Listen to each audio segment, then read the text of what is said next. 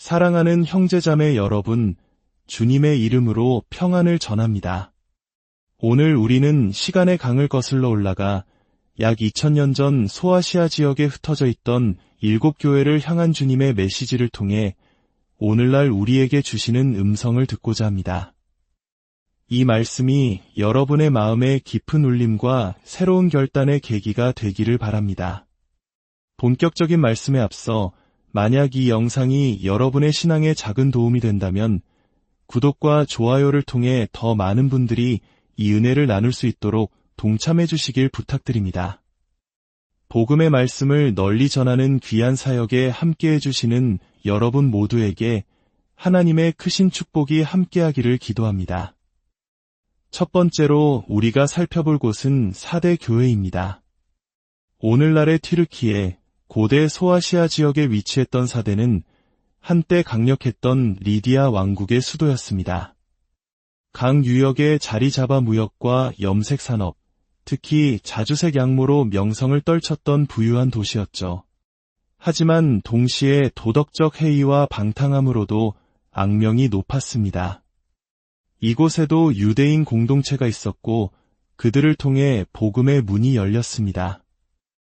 주님께서는 7별과 하나님의 7영을 가지신 이로써 사대 교회에 이렇게 말씀하십니다.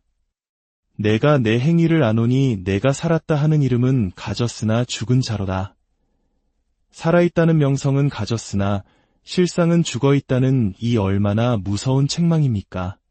겉으로는 활발하게 활동하는 것처럼 보이고 사람들에게는 살아있는 교회로 칭찬받을지 모르나 주님 보시기에는 생명력을 잃은 죽은 상태라는 것입니다. 이 말씀은 비단 사대 교회만의 이야기가 아닐 것입니다. 오늘날 수많은 교회, 그리고 우리 각자의 신앙을 돌아보게 하는 준엄한 경고입니다. 한때는 뜨거운 열정과 성령의 역사가 있었지만 이제는 그저 형식과 습관만 남아 이름뿐인 신앙생활을 하고 있지는 않습니까? 예수님의 이름으로 모이고 활동하지만 그 중심에 주님의 임재와 생명력이 사라진 모습일 수 있습니다. 이것은 교회뿐만 아니라 우리 각자에게도 동일하게 적용되는 경고입니다. 우리는 언제나 스스로를 경계하며 마음속 믿음의 불꽃이 꺼지지 않도록 지켜야 합니다. 만약 형식적인 신앙에 빠져 있음을 깨달았다면 다시 본질로 돌아가야 합니다. 은밀한 골방에서 주님과 단둘이 만나는 그 첫사랑의 자리로 돌아가야 합니다.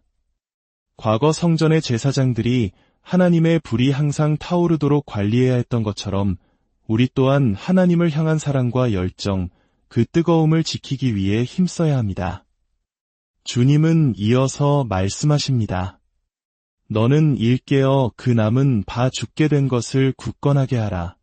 내 하나님 앞에 내 행위에 온전한 것을 찾지 못하였노니 그러므로 내가 어떻게 받았으며 어떻게 들었는지 생각하고 지켜 회개하라. 아직 완전히 죽지는 않았으나 죽어가고 있는 남은 것들을 굳건히 하라는 강력한 권면입니다.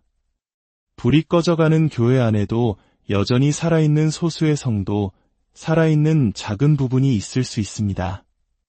주님은 그것을 붙잡고 다시 일어서라고 말씀하십니다. 사대는 도덕적으로 타락한 도시였고 그 영향이 교회 안까지 미쳤던 것으로 보입니다. 죄는 생명력을 앗아가고 열정을 식게 하며 하나님을 향한 뜨거운 마음을 빼앗아갑니다. 교회는 세상의 빛을 비추어야 하지만 오히려 세상의 어둠에 잠식당하고 있었던 것입니다. 세상에 영향을 주지 못하면 세상이 우리에게 영향을 줍니다. 우리가 세상의 빛이 되지 못하면 세상의 어둠이 우리를 삼킬 것입니다. 둘 중 하나입니다. 하지만 주님은 소망의 메시지를 잊지 않으십니다. 그러나 사대에 그 옷을 더럽히지 아니한 자 몇 명이 내게 있어 흰옷을 입고 나와 함께 다니리니 그들은 합당한 자인 연고라. 그 타락한 환경 속에서도 믿음의 정절을 지킨 소수의 사람들이 있었습니다. 그리고 이기는 자에게는 놀라운 약속을 주십니다. 이기는 자는 이와 같이 흰옷을 입을 것이요 내가 그 이름을 생명책에서 결코 지우지 아니하고 그 이름을 내 아버지 앞과 그의 천사들 앞에서 시인하리라. 이기는 자, 즉 죄와 세상의 유혹을 극복하고 믿음을 지키는 자의 이름은 생명책에서 결코 지워지지 않을 것이며 하나님 아버지와 천사들 앞에서 예수님께서 친히 그의 이름을 인정해 주시겠다는 약속입니다. 이 말씀은 우리에게 두려움이 아닌 깨어있으라는 사랑의 촉구입니다. 만약 당신이 자신의 구원에 대해 염려하고 하나님과의 관계를 걱정하고 있다면 그것이야말로 당신이 영적으로 살아있다는 좋은 신호입니다. 주님은 당신이 당신 자신을 사랑하는 것보다 더 당신을 사랑하십니다. 다음으로 우리는 칭찬받는 교회 빌라델비아로 가보겠습니다. 빌라델비아는 형제 사랑이라는 뜻을 가진 도시입니다. 놀랍게도 이곳은 7교회 중 서머나 교회와 더불어 주님으로부터 책망 없이 오직 칭찬과 격려만을 받은 교회였습니다. 주님은 자신을 거룩하고 진실하사 다윗의 열쇠를 가지신 이곳, 열면 닫을 사람이 없고 닫으면 열 사람이 없는 그라고 소개하십니다. 여기서 다윗의 열쇠는 무엇을 의미할까요? 이사야 22장에서 처음 등장하는 이 표현은 절대적인 권위와 주권을 상징합니다. 다윗 왕가의 열쇠, 즉 하나님의 나라를 통치할 권세를 예수님께서 가지고 계심을 의미합니다. 그분께서 문을 열면 아무도 닫을 수 없고 닫으시면 아무도 열 수 없습니다. 세상의 어떤 권력도 어떤 방해도 그분의 뜻을 막을 수 없습니다. 그리고 이 권세를 가지신 주님께서 빌라델비아 교회에 이렇게 약속하십니다. 볼지어다 내가 내 앞에 열린 문을 두었으되 능히 닫을 사람이 없으리라. 이는 내가 작은 능력을 가지고서도 내 말을 지키며 내 이름을 배반하지 아니하였음이라. 빌라델비아 교회는 크고 강한 교회가 아니었습니다. 주님께서도 내가 작은 능력을 가졌다고 말씀하십니다. 하지만 그들은 그 작은 능력으로 최선을 다해 주님의 말씀을 지켰고 어떤 핍박 속에서도 주님의 이름을 배반하지 않았습니다. 바로 그 충성됨을 보시고 주님께서는 그들 앞에 누구도 닫을 수 없는 열린 문을 두셨습니다. 이는 복음 전파의 문, 기회의 문, 구원의 문을 상징합니다. 우리의 능력이 크고 자금이 중요한 것이 아니라 주님을 향한 우리의 진실한 마음과 순종이 중요함을 보여줍니다. 이제 우리는 가장 심한 책망을 받은 라오디게아 교회로 향합니다. 라오디게아는 금융, 상업, 의학이 발달한 매우 부유하고 풍요로운 도시였습니다. 아름다운 건물과 비옥한 토지를 자랑하던 곳이죠. 그들은 스스로 나는 부자라 부요하여 부족한 것이 없다고 말할 정도였습니다. 하지만 주님의 평가는 정반대였습니다. 그분은 자신을 아멘이시오, 충성되고 참된 증인이시오, 하나님의 창조의 근본이신 분으로 소개하며 이렇게 말씀하십니다. 내가 내 행위를 아노니 내가 차지도 아니하고 뜨겁지도 아니하도다.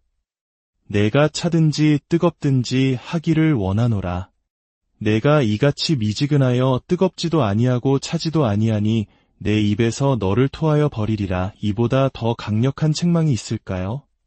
차라리 완전히 믿지 않는 냉담한 상태이거나 아니면 뜨거운 열정을 가진 상태이길 원하신다는 것입니다.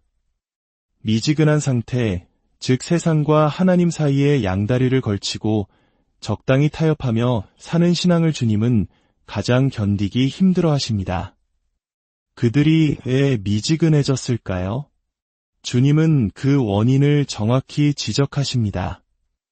내가 말하기를 나는 부자라 부요하여 부족한 것이 없다 하나 내 곤고한 것과 가련한 것과 가난한 것과 눈먼 것과 벌거벗은 것을 알지 못하는도다. 물질적 풍요가 영적 교만과 나태함으로 이어진 것입니다.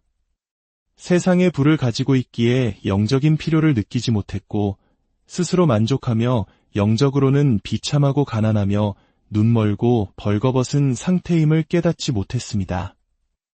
이 말씀은 물질적 풍요가 영적 나태함으로 이어질 수 있다는 강력한 경고입니다. 어쩌면 이것은 경제적 성장을 이룬 오늘날의 많은 사회와 교회가 직면한 가장 큰 도전일지도 모릅니다.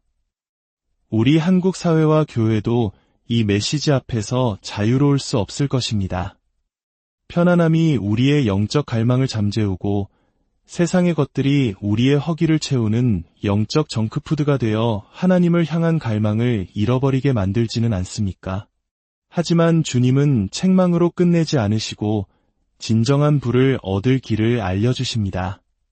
불로 연단한 금을 사서 부유하게 되고 흰옷을 사서 입어 벌거벗은 수치를 가리고 안약을 사서 눈에 발라보게 하라고 권면하십니다. 이는 곧 시련을 통해 단련된 순수한 믿음, 예수 그리스도의 의로 더심는 거룩함, 그리고 성령의 조명을 통해 얻는 영적 분별력을 의미합니다. 마지막으로 우리는 두아디라 교회를 살펴보겠습니다. 두아디라는 자주색 옷감 염료로 유명한 상업 도시였습니다. 사도행전 16장을 보면 바울의 전도를 받고 유럽 최초의 기독교인이 된 신실한 여인 리디아가 바로 이 두아디라 출신의 자주 옷감 장사였습니다. 주님께서는 두아디라 교회의 사랑과 믿음, 섬김과 인내, 그리고 나중 행위가 처음 것보다 더 나아진 점을 칭찬하십니다. 신앙이 퇴보하지 않고 계속 성장했다는 것은 정말 귀한 칭찬입니다. 하지만 그들에게는 치명적인 문제가 있었습니다. 그러나 내게 책망할 일이 있노라. 자칭 선지자라 하는 여자 이세벨을 내가 용납함이니 그가 내 종들을 가르쳐 꿰어 행음하게 하고 우상의 제물을 먹게 하는도다. 이세벨이라는 이름이 등장합니다. 구약시대의 아합 왕의 아내였던 이세벨은 이스라엘의 바알 숭배를 들여와온 나라를 우상 숭배와 음행으로 물들였던 악한 여왕입니다. 두아디라 교회 안에 스스로를 선지자라 칭하며 성도들을 잘못된 가르침으로 이끌어 영적, 육체적 음행과 우상 숭배에 빠지게 하는 이세벨과 같은 여인이 있었던 것입니다. 더 큰 문제는 교회가 그녀의 존재와 가르침을 용납했다는 것입니다. 그들은 사랑과 관용이라는 이름으로 명백한 죄악과 거짓 가르침을 묵인하고 있었던 것입니다. 오늘날 일부에서는 이를 이세벨의 영이라고 부르며 조종하고 통제하며 거짓으로 미혹하는 악한 영적 세력을 지칭하기도 합니다.